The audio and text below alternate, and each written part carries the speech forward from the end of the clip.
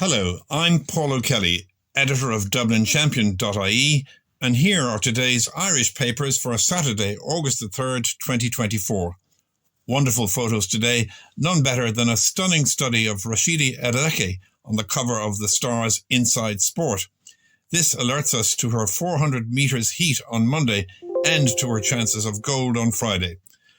Rowers Paul O'Donovan and Fintan McCarthy occupy the covers of The Sun and the Irish Independent, with O'Donovan celebrated as Ireland's first triple Olympic medalist.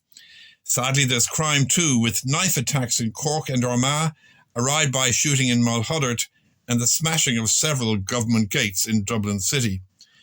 But keeping us smiling is a columnist in The Star, whose readers have been encouraging him in his rants against those new recycling machines.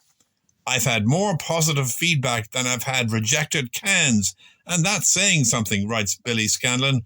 Rest assured, I'll keep on ranting. Equally unhappy is Cahir O'Kane in the Belfast-based Irish News.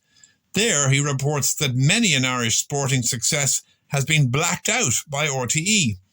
While the Irish lads rode for gold, O'Kane writes, we up north were offered the RTE logo and the helpful explanation, this programme is not available.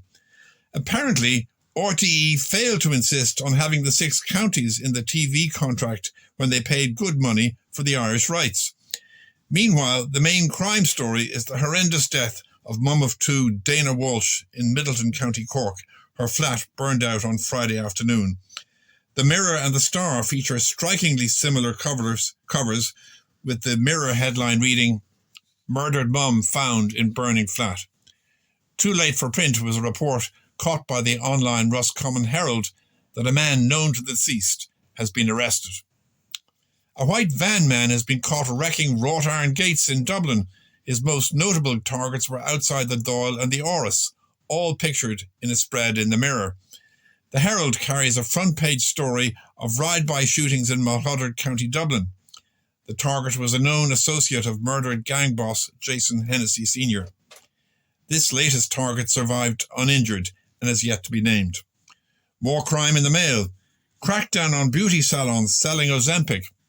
With a warning from the HSE, unless you're on this lifelong, says Professor Donald O'Shea, it's not going to work for you. And finally, we skip across the Irish Sea to find humour in an unlikely place, the Financial Times. There, Robert Shermsley advises us on the do's and don'ts in your best man wedding speech. We'll get to permissible rude stories in just a minute, but remember, after telling those jokes, you must say, but seriously. At this point, you throw in a few flattering, if insincere, words about the bride, who must always be far too good for her husband. Now, as to those rude jokes, well, we no longer expect the bride and groom to be chaste, Shermsley says, so a story of the couple caught in flagrante by the estate agent would be just fine. That's the advice from the Financial Times? Wait, the paper seeks redemption in its final paragraph. If you do go for an in flagrante story, remember that 20 Shades of Vanilla might get by, but you can forget about 50 Shades of Grey.